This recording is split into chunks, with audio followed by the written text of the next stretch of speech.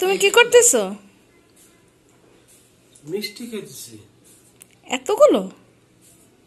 কয়টা এখানে? 15 15 30 60টা হবে।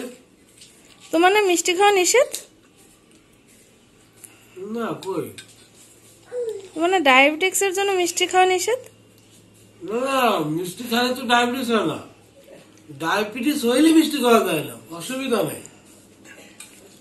তাই বলে এতগুলো মিষ্টি খাবা? খাইলাম না।